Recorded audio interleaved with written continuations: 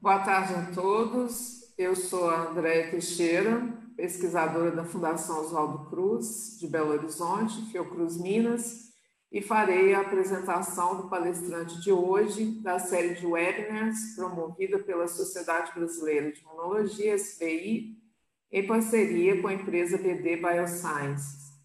Esse dia tão especial, onde celebramos o Dia Mundial da Ciência, estaremos recebendo como palestrante o Dr. Olindo Assis Martins Filho. Olindo é graduado em Farmácia Bioquímica pela Universidade Federal de Ouro Preto, fez mestrado e doutorado em Bioquímica e Imunologia pela Universidade Federal de Minas Gerais e pós-doutorado na Universidade do Texas, em Houston, nos Estados Unidos. Ele é bolsista de produtividade 1B do CNPq e atualmente é pesquisador titular da Fiocruz Minas, onde lidera o grupo integrado de pesquisas em biomarcadores. Uma de suas principais linhas de investigação versa sobre imunidade vacinal. Para o seminário de hoje, o tema a ser abordado por ele será o impacto da imunoterapia biológica e sintética na resposta imune desencadeada pela vacina contra a febre amarela 17DD. Primeiramente, o Olindo ministrará o seu seminário e, em seguida, ele passará a responder as perguntas dos participantes, que poderão ser enviadas ao longo da apresentação via chat do Facebook da SBI. Olindo, por favor, sinta-se à vontade para iniciar quando quiser. Obrigada pela presença. Ok, Andréia, muito obrigado pela apresentação. Para mim é um prazer estar aqui hoje participando dessa série de imuno-webinars organizados pela SBI em parceria com a BD. Eu gostaria de agradecer especialmente a Rafaela Garcia, da SBI, por todo o apoio durante a organização desse evento, e a equipe da BD, em especial o Rodrigo Pestano, o Enio e a Sabrina, pelo todo o apoio que eles têm dado aos nossos estudos aqui na Fiocruz Minas. Como a Andréia mencionou, eu vou hoje apresentar um pouco da nossa experiência com o estudo da vacina da febre amarela, a vacina 17DD, que é produzida pela Fiocruz, Instituto Biomanguinhos, no Rio de Janeiro. Nós vamos falar hoje um pouco sobre o impacto da imunoterapia empregando compostos sintéticos ou biológicos na resposta imune induzida pela vacina. Como muitos de vocês já sabem, a vacina 17DD contra a febre amarela, ela induz uma imunidade protetora com uma eficácia de 95% em adultos após a primovacinação. E essa imunidade, ela resulta de uma memória robusta, tanto de componentes humorais quanto os componentes da imunidade celular.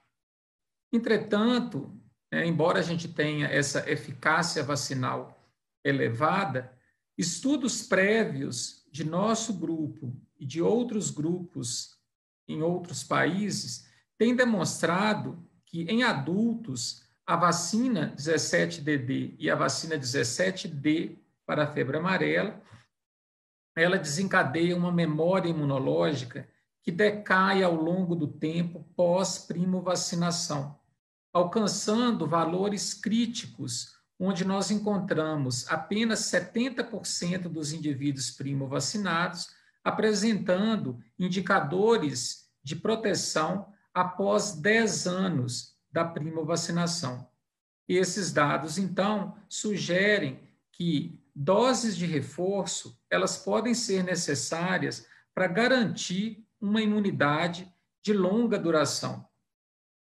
Quando nós avaliamos os últimos relatos de epidemias de febre amarela que foram detectadas na África e mesmo no Brasil, na forma de surtos em 2016, 2017 e 2018, nós passamos a ter alguns questionamentos importantes relacionados à febre amarela. Dentre eles, né, ao lado do fato de que nós passamos a ter conhecimento da necessidade de ampliar a cobertura da vacinação primária em várias regiões do mundo, nós passamos também a questionar se há necessidade de doses de reforço para garantir a persistência da imunidade protetora em habitantes de regiões com alto risco de transmissão da febre amarela. Isso considerando o fato de que, em 2013, a Organização Mundial da Saúde ela lançou uma nota dizendo que uma dose única ela era capaz de induzir imunidade protetora para toda a vida. E nós começamos a observar, através dos nossos estudos e de estudos publicados com indivíduos residentes em países da África, que, na verdade, quando nós trabalhamos com habitantes de países onde há uma alta circulação de outros vírus e um alto risco de transmissão da febre amarela, essa premissa da Organização Mundial da Saúde, ela não era válida. E esses questionamentos, então, estão ainda hoje em estudo na Organização Mundial da Saúde para propor mudanças no protocolo de vacinação para a febre amarela. Além disso, né, esses surtos de febre amarela que aconteceram recentemente trouxeram à tona outros questionamentos, como, por exemplo, será que existem outros fatores que possam afetar a imunogenicidade e a duração da imunidade protetora induzida pela vacina da febre amarela? Nesse contexto, então, nós trouxemos aqui hoje três abordagens que o nosso grupo tem trabalhado ao longo desses anos. Nós temos desenvolvido estudos para determinar se a dose de reforço da vacina da febre amarela pode restaurar a imunidade humoral e celular que se perde ao longo do tempo, e se nós poderíamos, então, ter ganhos, né, na duração da imunidade, da memória induzida pela vacina, utilizando doses de reforço secundária ou múltiplas doses da vacina da febre amarela.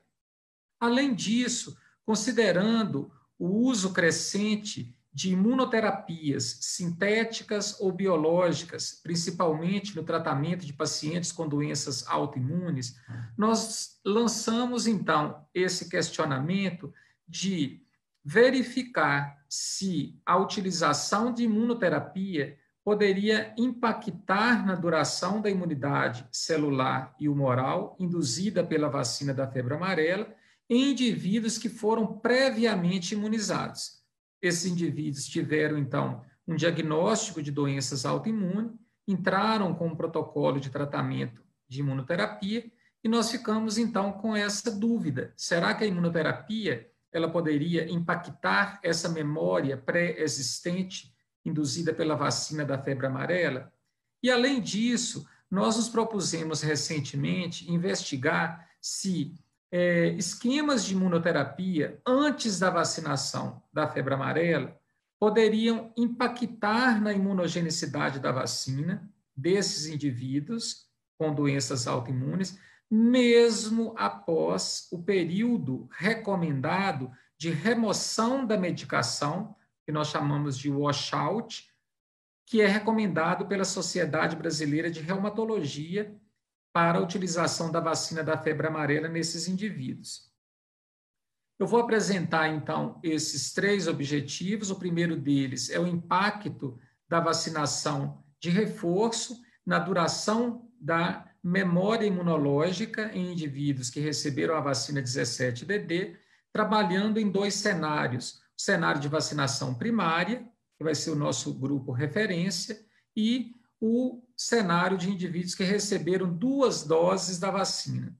Para isso, então, nós trabalhamos com uma população de 368 adultos que foram divididos em 2 grupos. O grupo referência, que recebeu 1 dose, e um grupo que recebeu 2 doses. Cada grupo ele foi subdividido em 5 grupos. Então, nós temos um total aí de 10 grupos avaliados. Nesses 10 grupos, nós temos 5 grupos referência, onde nós teríamos indivíduos não vacinados, primovacinados com 30 a 45 dias após a vacinação, aqui, indivíduos com 1 a 5 anos pós-primovacinação, 5 a 9 anos e mais de 10 anos pós-primovacinação. E no outro braço do estudo, indivíduos que receberam 2 doses, nós teríamos um grupo de indivíduos que tinham recebido a dose primária há 10 anos, eles foram, então, revacinados e avaliados 30 dias após, e trabalhamos também com grupos de indivíduos relativamente pareados com o outro braço do estudo, que seriam revacinados com 1 a 5 anos pós-revacinação, revacinados com 5 a 9 anos após a segunda dose, ou mais de 10 anos após a segunda dose. Nós fizemos, então, uma série de avaliações, incluindo análise de biomarcadores imunológicos, dentre eles anticorpos neutralizantes detectados através da técnica de redução de placas de Lise in vitro, e avaliamos também aspectos da imunidade celular através de parâmetros fenotípicos e funcionais. Foram vários parâmetros avaliados, fenotípicos e funcionais, após cultura de longa duração, na presença do antígeno vacinal e também em culturas controle, para que nós pudéssemos calcular aí o índice de alteração nesses biomarcadores. Foram vários biomarcadores avaliados, mas eu vou chamar a atenção aqui nesta apresentação para os anticorpos neutralizantes e para a memória efetora de células CD8, que tem sido considerado um dos principais biomarcadores de imunidade celular como indicador de memória pós-vacinação antiamarílica. Os nossos dados, então, mostraram que quando a gente avalia a taxa de soropositividade nesses indivíduos, nós observamos, como eu havia dito, corroborando estudos anteriores, uma queda progressiva na taxa de soropositividade ao longo do tempo em indivíduos que receberam uma dose, e esses indivíduos que receberam uma dose, quando revacinados, eles restauram em 100% a presença de anticorpos neutralizantes, e quando nós avaliamos progressivamente ao longo do tempo indivíduos que receberam 2 doses da vacina, existe uma queda, mas é uma queda bem menos pronunciada, não atingindo valores críticos abaixo de 80%, como foi observado com indivíduos que receberam apenas uma dose. Nesse estudo, nós tivemos também a oportunidade de avaliar indivíduos que receberam 3 doses. Foi um grupo pequeno de indivíduos, mas os dados, eles mostraram que dentre esses indivíduos que receberam múltiplas doses, ou seja, mais de 2 doses da vacina, todos eles apresentaram, até 5 anos após a primovacinação, 100% de positividade de anticorpos neutralizantes. Nós fomos, então, avaliar os aspectos fenotípicos da memória celular, utilizando o marcador de memória efetora de células CD8, e nós observamos aqui também um fenômeno semelhante. No grupo de indivíduos que receberam uma dose, a primovacinação induz um aumento de células CD8 de memória efetora, mas ao longo do tempo há uma queda, alcançando valores mais baixos 10 anos após a primovacinação. Quando esse indivíduo, 10 anos após a primovacinação, é revacinado, há um aumento, obviamente não tão significativo quanto na primovacinação, mas eleva-se o percentual de células CD8 de memória efetora, e se nós avaliamos ao longo do tempo, nós observamos que após a revacinação, nós temos ainda a manutenção de níveis comparáveis àqueles observados na revacinação, 30 a 45 dias nesse período precoce pós-revacinação. Esses dados, então, eles mostram que, de forma semelhante ao observado em anticorpos neutralizantes, há uma persistência de longo prazo da memória efetora de CD8, observada nesses indivíduos, e quando nós observamos também aqueles voluntários com múltiplas doses, eles também apresentaram essa persistência após 5 anos de terem recebido múltiplas doses. Quando nós fizemos, então, uma análise panorâmica, utilizando a memória resultante, essa memória resultante, ela foi calculada, de acordo aqui com essa legenda mostrada ao lado, como indivíduos que não apresentavam nem memória celular, nem memória humoral, aqueles que apresentavam apenas memória fenotípica e funcional, aqueles que apresentavam apenas anticorpos neutralizantes, que é o PRNT, ou que apresentavam ambos. Então, nós observamos aqui em azul, né, que a primeira dose, ela induz, né, uma proporção elevada de indivíduos que apresentam ou um biomarcador ou ambos biomarcadores, com um percentual pequeno de indivíduos que não apresentam nenhum desses biomarcadores. Mas, ao longo do tempo, há um aumento progressivo na perda desses biomarcadores. Quando nós fomos avaliar os indivíduos que receberam 2 doses, nós já observamos que a revacinação restaura aqui esse perfil e, ao longo do tempo, a queda que é observada, ela é bem menos pronunciada, indicando, então, né, que numa análise combinada de anticorpos neutralizantes e de memória efetora de células CD8 em níveis individuais, nós confirmamos que a vacinação primária ela tem uma perda tempo dependente desses correlatos de proteção, que são os anticorpos neutralizantes e memória efetora de CD8, e que a dose de reforço ela permite que 92% dos indivíduos revacinados ainda apresentem, né, esses biomarcadores, mesmo 10 anos após a revacinação. Com isso, então, nós tivemos como evidências desse estudo, né, que há uma relevância na dose de reforço para fortalecer a resposta imune induzida pela vacina, para garantir a persistência da memória, né, de longo prazo, que a vacinação secundária, né, a segunda dose, ou doses múltiplas, elas melhoram, né, o perfil desses correlatos de proteção. Então, nós indicamos, né, tanto para o Ministério da Saúde quanto para a Organização Mundial da Saúde, que os protocolos de revacinação, eles são necessários para alcançar uma imunidade eficiente, lembrando que nós não somos pessoas que viajamos para regiões de risco de transmissão. Nós moramos em regiões com alto risco de transmissão pela circulação do vírus amarílico, praticamente em todo o território nacional.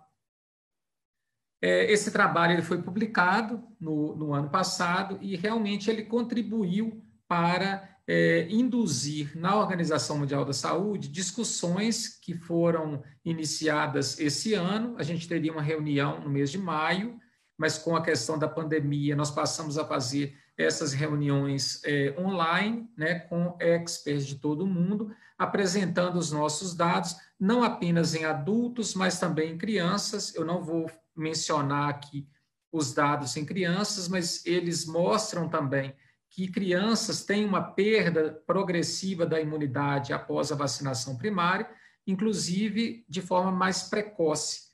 Esse trabalho também foi publicado pelo nosso grupo e faz parte, então, do conjunto de artigos científicos que a Organização Mundial da Saúde está utilizando para as discussões do Comitê de Especialistas na vacina da febre amarela. Esperamos que em breve nós possamos ter aí essas mudanças. Só lembrando que no Brasil, né, para crianças, o protocolo de vacinação já foi modificado, considerando os resultados dos nossos estudos e dos estudos realizados, né, pela Tatiana Noronha, da Fundação Oswaldo Cruz do Rio de Janeiro, do Instituto Biomanguinhos. Bom, passando então a falar agora sobre o nosso segundo objetivo, que é avaliar o impacto da imunoterapia na memória imunológica de pacientes reumáticos previamente imunizados com a vacina da febre amarela, nós passamos então a fazer uma avaliação onde nós trabalhamos, na verdade, com 11 grupos de indivíduos. Nós tivemos 2 grupos referência, que seriam indivíduos não vacinados e indivíduos primovacinados, 30 a 45 dias após a primovacinação, representando aqui, né, um máximo detectável de memória no sangue periférico, né, a curto prazo. E nós tínhamos grupos controle de indivíduos saudáveis que receberam a vacina e que foram divididos em tempos diferentes pós-vacinação, 1 a 5 anos, 5 a 9 e mais de 10 anos, que à semelhança do estudo que eu acabei de mostrar, ele seria para nós uma referência que em indivíduos saudáveis há uma perda progressiva. A nossa pergunta, alcançando valores críticos com 10 anos. A nossa pergunta seria se pacientes reumáticos, nesse caso específico, pacientes com artrite reumatoide, se eles fossem avaliados em subgrupos que recebiam imunoterapia sintética ou se recebiam uma imunoterapia combinada com imunomoduladores biológicos, né, que são os anticorpos monoclonais, principalmente anti-TNF-alfa, anti-L6, são os principais biológicos que eles recebem. Se nós avaliássemos esses indivíduos ao longo do tempo, né, em períodos compatíveis com o grupo controle de indivíduos saudáveis, se nós observaríamos também uma queda progressiva ao longo do tempo, e se essa queda seria mais ou menos similar em termos do tempo pós-vacinação, ou se ela seria uma queda mais precoce. Então, nós fomos, então, avaliar alguns marcadores. O primeiro que nós avaliamos, então, foram, como eu mencionei, esses biomarcadores imunológicos anticorpos neutralizantes e os marcadores fenotípicos e funcionais de memória celular. Eu vou chamar a atenção aqui para alguns biomarcadores, sendo anticorpos neutralizantes, as células early effectors CD4, as células de memória efetora de CD8 e a produção de interferon gama por células CD8 após cultura de longa duração in vitro na presença do antígeno vacinal, né, em relação a culturas não estimuladas. Quando nós avaliamos, então, no primeiro momento, a taxa de soropositividade nesses indivíduos, nós observamos aqui que o grupo de indivíduos controles saudáveis reproduzia aquele perfil de valores críticos sendo alcançados aqui 10 anos após a primovacinação, e quando nós avaliávamos indivíduos que recebiam a imunoterapia sintética, o perfil era semelhante, né, alcançando valores críticos a aproximadamente 10 anos após a primovacinação, mas aqueles indivíduos que recebiam uma imunoterapia combinada, né, utilizando medicação sintética associada a imunobiológicos, eles já apresentavam uma queda precoce. Eles já apresentavam, com 5 a 9 anos, uma queda significativa nos níveis de anticorpos neutralizantes, indicando, então, que a terapia combinada sintética mais biológica apresentava uma perda mais precoce de soropositividade quando comparado com os outros 2 grupos. Quando nós fomos avaliar o perfil de células early effector, né, CD4, nós observamos que os indivíduos que recebiam tanto a imunoterapia sintética quanto a imunoterapia combinada, eles apresentavam uma elevação, né, com o tempo dessas células early effector CD4, quando comparado com indivíduos saudáveis, que nós não observávamos aqui a elevação dessa população celular. Quando nós avaliamos a memória efetora de células CD8, mais uma vez, nós vamos observar aí um perfil muito semelhante àquele observado para anticorpos neutralizantes, onde o grupo de indivíduos que recebe imunoterapia sintética tem um perfil bem semelhante àquele observado no grupo de indivíduos saudáveis, né, que é o nosso controle e referência, Mas, de forma surpreendente, nós observamos aqui, olha, que indivíduos que recebem a imunoterapia combinada, eles já apresentam queda nos valores de células CD8 de memória efetora, quando comparado com o grupo referência aqui, ó, de 30 a 45 dias, essa barra aqui em salmão, né, mesmo um ano após a primovacinação. Então, esses dados mostram, então, que a imunoterapia envolvendo biológico, ela apresenta, sim, um impacto importante na memória induzida pela vacina da febre amarela. Quando nós avaliamos a produção de interferon gama, nós observamos que, de forma semelhante, nós tivemos uma perda importante, né, da produção de interferon gama nos grupos de indivíduos que recebem a terapia sintética e a terapia combinada, mas aqueles que recebem a terapia combinada, envolvendo, então, imunobiológicos, eles vão apresentar uma perda mais precoce quando comparado com o perfil encontrado nos indivíduos saudáveis. Lembrando aqui que essa faixa aqui em branco, né, representa o perfil encontrado em indivíduos não vacinados, ou seja, eles passam a ter um perfil de produção de interferon gama por célula CD8 similar àquele encontrado em indivíduos não vacinados.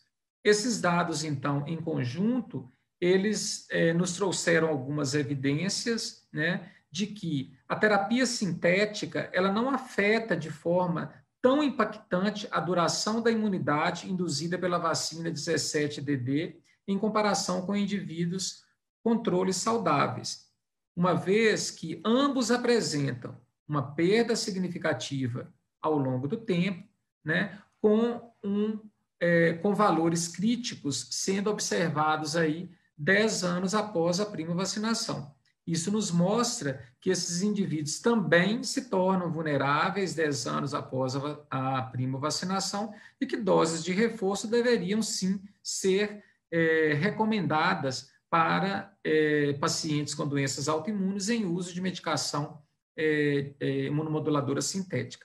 Agora, por outro lado, quando nós avaliamos, né, o perfil de indivíduos que receberam uma terapia envolvendo imunobiológicos, nós tivemos uma depressão prematura, né, dos principais determinantes de proteção, e aqui nós estamos chamando anticorpos neutralizantes e células efetora, de memória efetora de CD8, sugerindo que esses indivíduos, ou eles têm uma necessidade de uma dose de reforço mais precoce, ou, quando isso não for possível, esses indivíduos devem receber orientação médica de que eles estão vulneráveis a adquirir, né, ou seja, um elevado risco de adquirir a febre amarela silvestre, e eles devem, então, manter aí outras medidas de proteção, uma vez que a vacina não tem essa eficácia como observado na população em geral ou em indivíduos que utilizam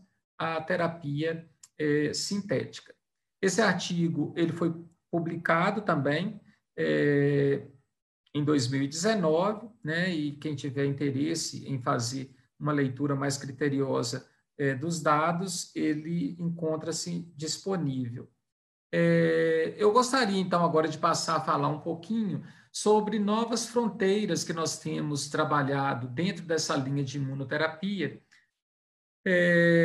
que nós fizemos uma parceria muito produtiva, né, com médicos reumatologistas da Sociedade Brasileira de Reumatologia, a doutora Lícia Mota, da Universidade de Brasília, a doutora Valéria Valim, que é da Universidade Federal do Espírito Santo, e a doutora Gessilmara, que é da Universidade de Barretos, e nós fizemos, então, um grupo de estudo com o objetivo de entender melhor essas questões relacionadas à imunoterapia e à resposta imune à vacina da febre amarela.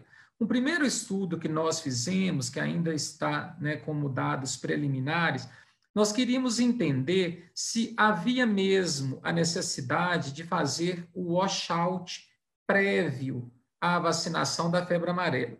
Nós tivemos uma oportunidade de fazer um estudo retrospectivo, porque quando os reumatologistas foram contactar seus pacientes na época do surto de febre amarela, em 2016 a 2018, aqui no Brasil, eles observaram que alguns pacientes, eles haviam recebido a vacina da febre amarela de forma inadvertida, sem recomendação e acompanhamento médico, e eles não haviam feito o washout, que é a remoção da medicação imunomoduladora, antes de receberem a vacina.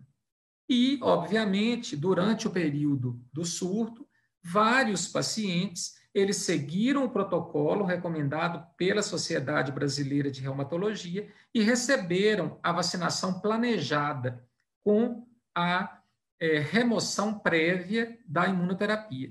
Então, nós tivemos a oportunidade de comparar dois grupos de indivíduos, que nós chamamos aqui indivíduos que receberam a vacina de forma planejada e indivíduos que receberam a vacina de forma inadvertida, porque eles não consultaram os seus reumatologistas antes de tomar a vacina. O que nós observamos nesse estudo?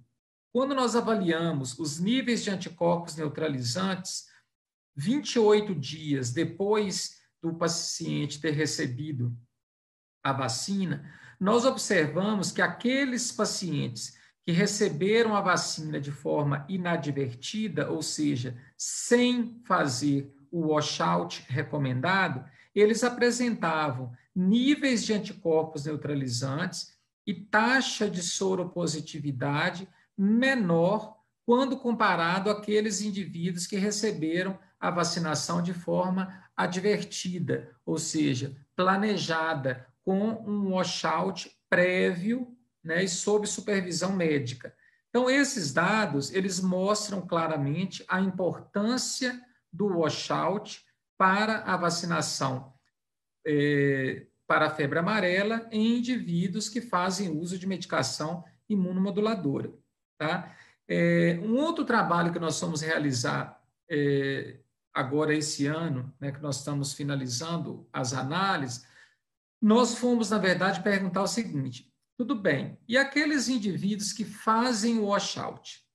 Eles fazem o washout seguindo o protocolo recomendado pela Sociedade Brasileira de Reumatologia, mas será que existe um impacto se o indivíduo estiver fazendo uso de certas drogas imunomoduladoras quando comparado com outras? Então, nós pegamos dois exemplos. Nós trabalhamos com uma população de pacientes com síndrome de Sjögren que recebiam hidroxicloroquina antes da vacinação e um grupo de pacientes com síndrome de Sjögren que não recebiam hidroxicloroquina antes da prima vacinação.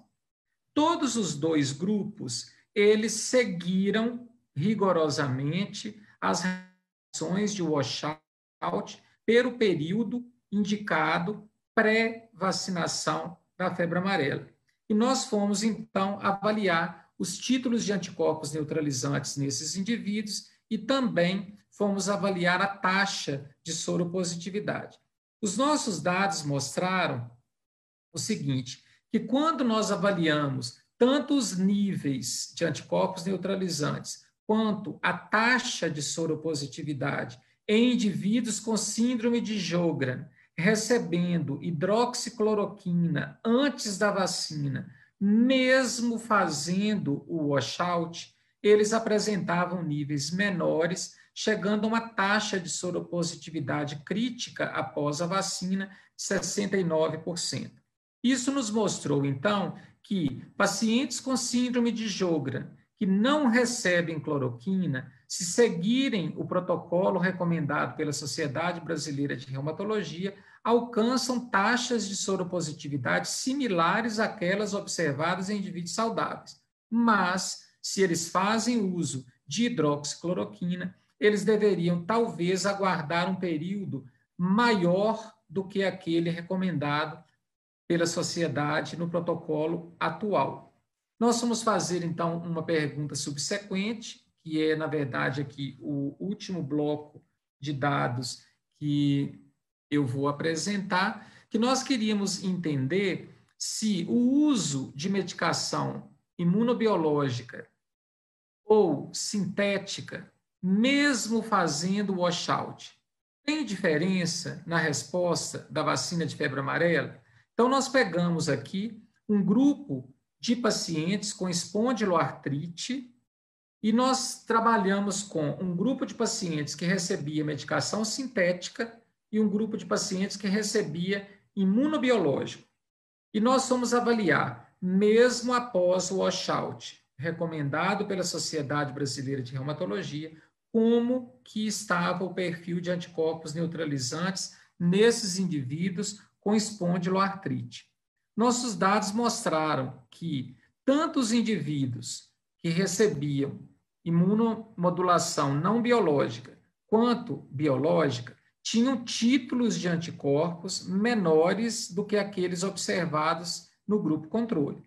Entretanto, quando nós observávamos a taxa de soropositividade, utilizando o ponto de corte recomendado de anticorpos neutralizantes pelo laboratório de referência, que é o LATEV, coordenado pela doutora Sheila Barbosa, da Fiocruz do Rio, que realiza todos os ensaios, nós observamos que a taxa de soropositividade ela era significativamente menor apenas no grupo que recebia a terapia com imunobiológico.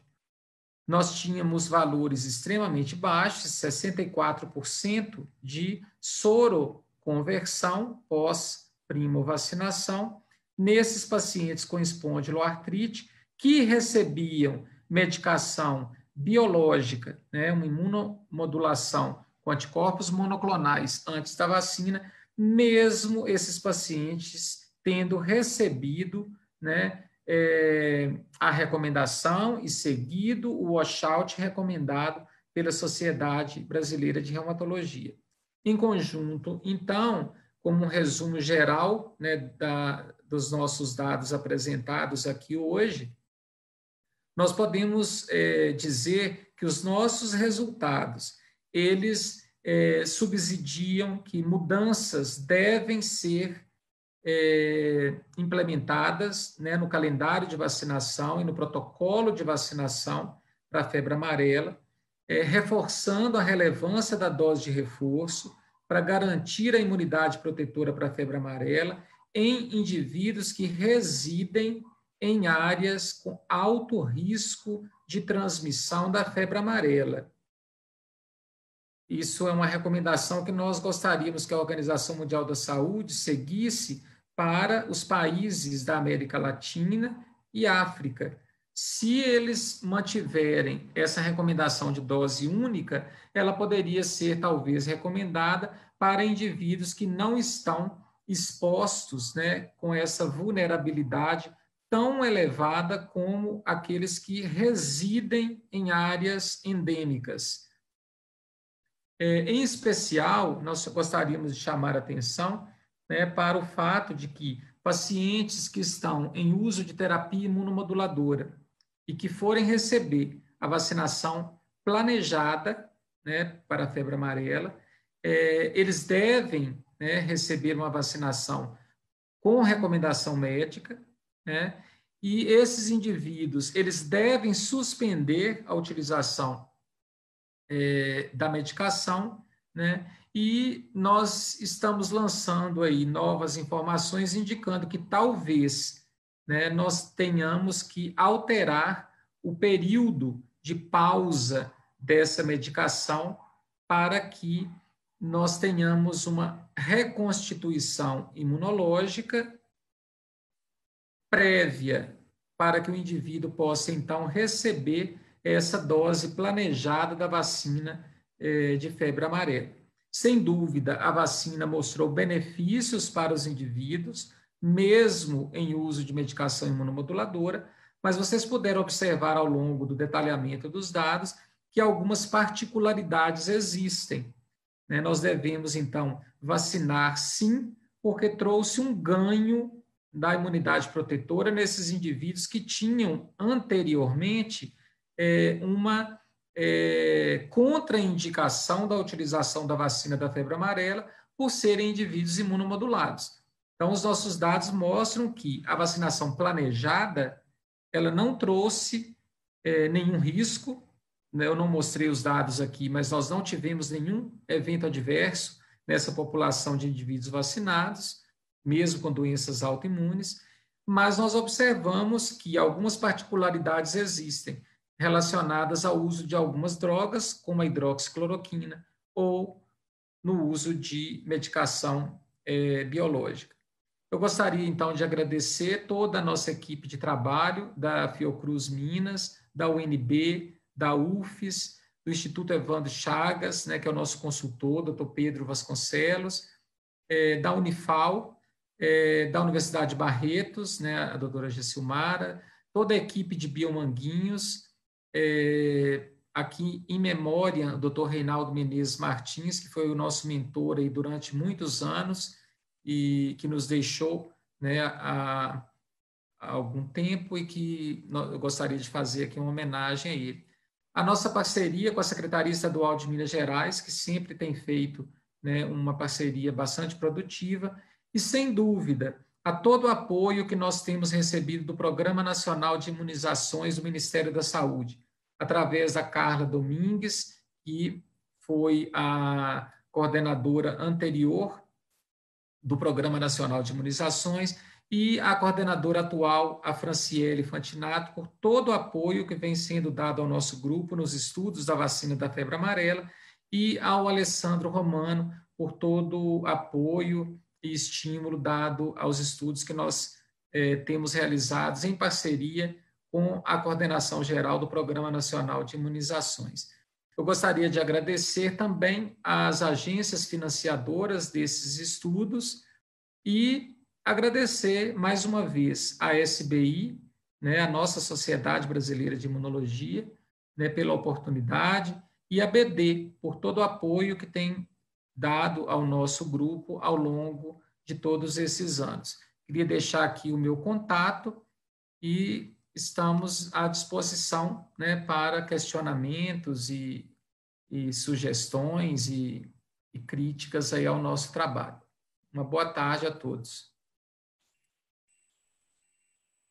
Obrigada, Lindo. Foi ótima a sua apresentação. A gente vai passar agora para as perguntas. Temos uma pergunta aqui da Lisa Antonelli. Ela está te parabenizando pelo trabalho, dizendo que é muito elegante e importante, te agradecendo também pela apresentação e dizendo que ficou curiosa sobre os pacientes com síndrome de Sjögren.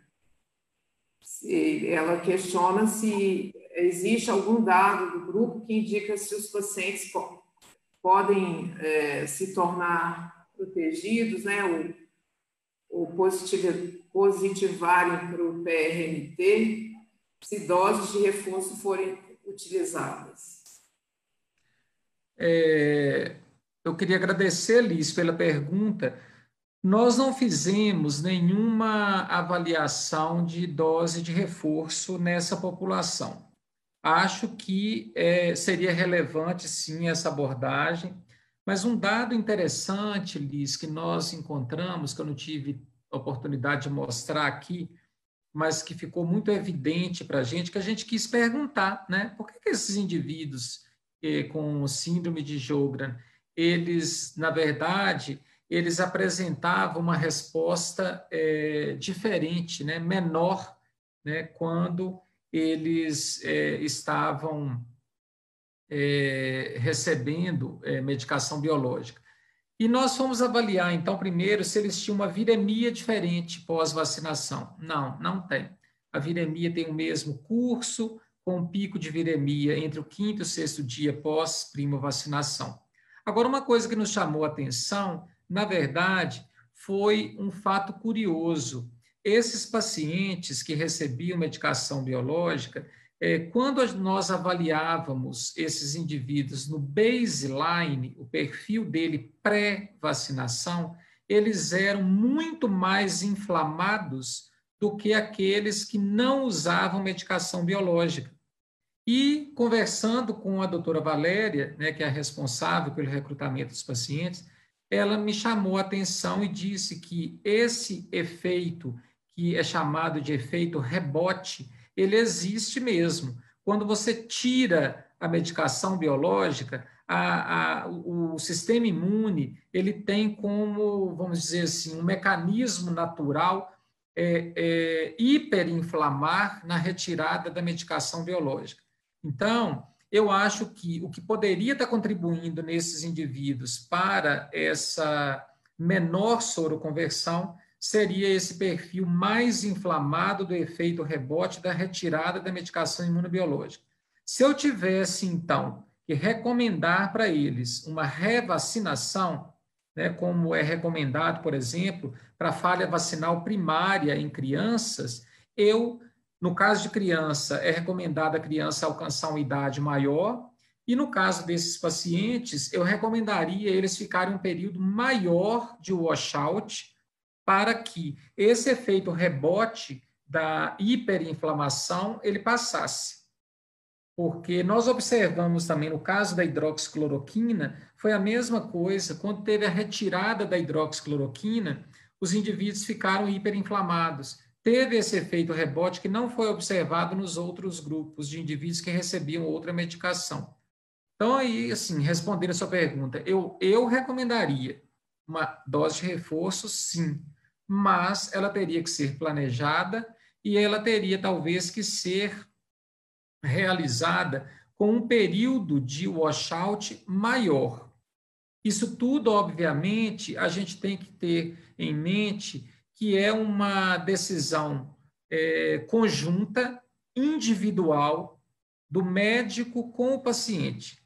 Ela sempre é uma decisão compartilhada, isso é muito claro no Guidelines da Sociedade Brasileira de Reumatologia. É uma decisão do paciente junto com o médico reumatologista. E o médico ele vai avaliar os riscos-benefícios, porque talvez aquele indivíduo ele não possa ficar um período tão longo sem a medicação, porque ele pode ter uma elevação na atividade da doença. Então, isso tem que ser considerado também. O André, o seu microfone está mudo. Desculpa. Obrigada, Lindo. Tem mais uma pergunta da Rosiane Silva Pereira, ela também está te parabenizando pelo seminário, dizendo que foi uma ótima aula, e te perguntando se você acha que o uso de imunomoduladores após vacinação traria algum prejuízo para a proteção dos indivíduos vacinados.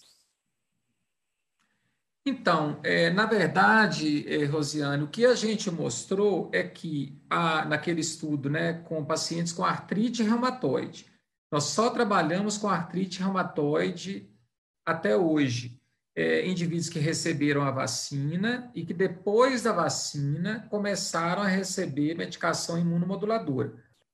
O grupo que recebeu imunomodulação sintética, né, que é metatrexato, ciclofosfamida, ciclosporina, eles não apresentaram uma perda tão significativa nos níveis de anticorpos neutralizantes e de memória efetora de CD8, quando comparado com o grupo controle. Na verdade, eles só vão apresentar lá por volta de 10 anos após a prima vacinação. Tá? Agora, a imunomodulação biológica, ela alterou, sim, de forma precoce. Nós temos como uma proposta que é a perda do TNF-alfa, porque estudos prévios do nosso grupo, realizados por Luísa Silva, desde 2010, 2011, mostravam claramente que TNF-alfa é extremamente importante para manter a resposta imune para a vacina da febre amarela. Então, eu acredito que outras doenças autoimunes possam ter, sim, esse impacto da medicação imunomoduladora pós-vacinação. Para responder essa pergunta, Rosiane, nós estabelecemos recentemente um protocolo nacional, que é um projeto chamado Projeto OCAMO, que é em parceria com a Universidade de Brasília, com a Universidade do Espírito Santo e com a Faculdade de Barretos, que eu mencionei, para que nós possamos avaliar um grupo muito maior de pacientes com outras doenças autoimunes, incluindo crianças com artrite reumatoide juvenil e outras doenças que acometem, né, crianças, onde nós vamos avaliar numa coorte nacional, chamada Coorte Brasileira de Estudos de Pacientes Reumatológicos, né? Desde o Rio Grande do Sul até o Amazonas. Nós vamos trabalhar com vários grupos. O projeto era para ser iniciado esse ano, nós já temos o financiamento do Ministério da Saúde, mas por causa da pandemia nós tivemos que suspender a realização desse estudo. Então, ele vai ser uma expansão desse estudo original feito só com pacientes com artrite reumatoide, e nós vamos trabalhar nessa mesma linha.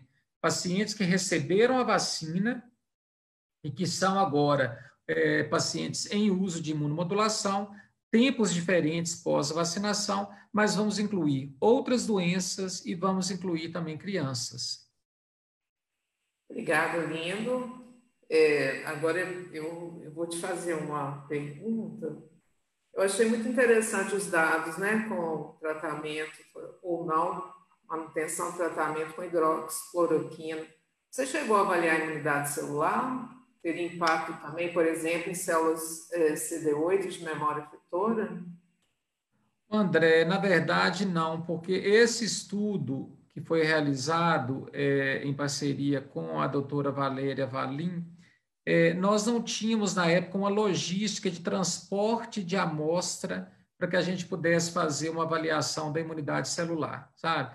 Essa avaliação da imunidade celular, ela também está proposta nesse projeto OCAMO, nós vamos fazer essa avaliação em breve, mas na época, por questões mais logística mesmo, e como nós fizemos um estudo cinético, né, eu não mostrei os dados aqui de perfil de biomarcadores séricos, mas nós fizemos uma avaliação, né, empregando o Luminex, de uma série de quimiocinas, citocinas e fatores de crescimento ao longo do período pós-vacinação. Então, nós fizemos uma cinética bem detalhada, sabe? Nós estamos elaborando agora o manuscrito para submissão, nós avaliamos tempo 0, 3 dias, 5 dias, 7 dias, 14 dias e 28 dias de cada um desses indivíduos com vários tipos de doença autoimune, utilizando ou não medicação.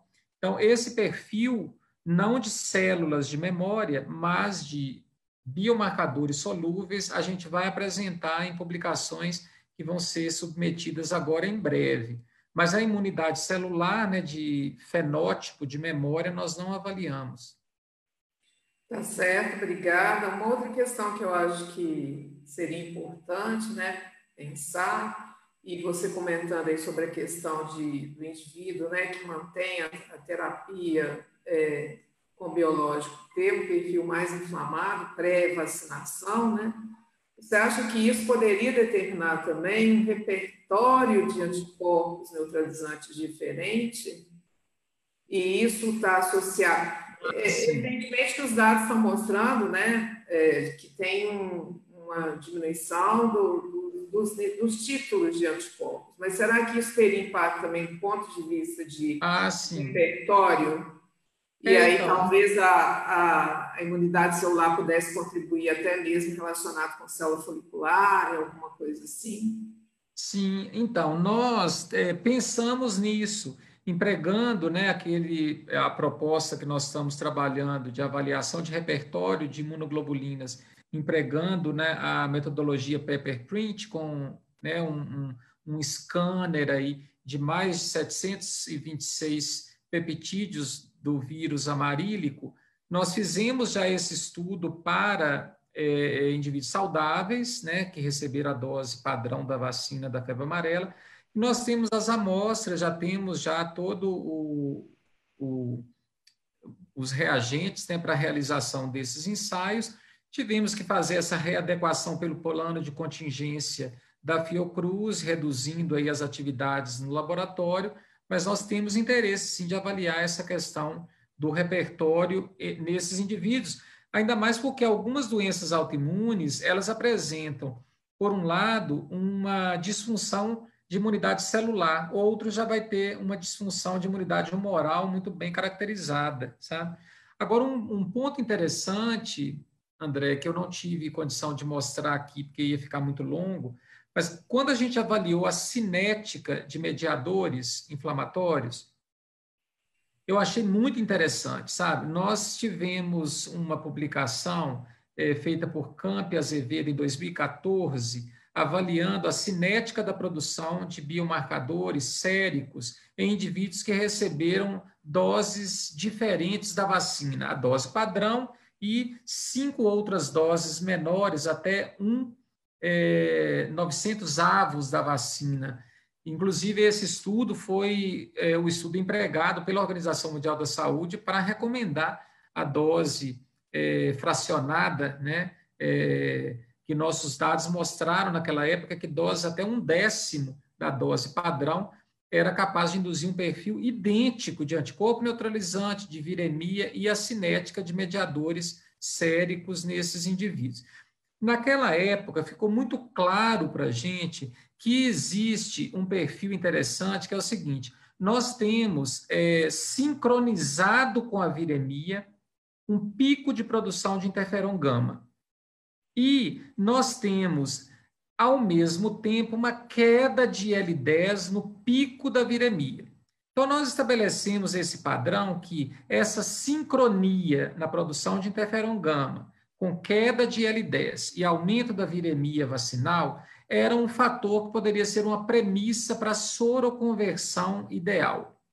Nós estamos observando agora, no estudo com esses pacientes com doenças autoimunes, que os grupos que não soroconvertem tão bem, eles têm uma dessincronia. Ou a IL-10 é produzida antes, ou ela é produzida no pico da viremia, ou o interferon gama só aparece lá para o dia 14.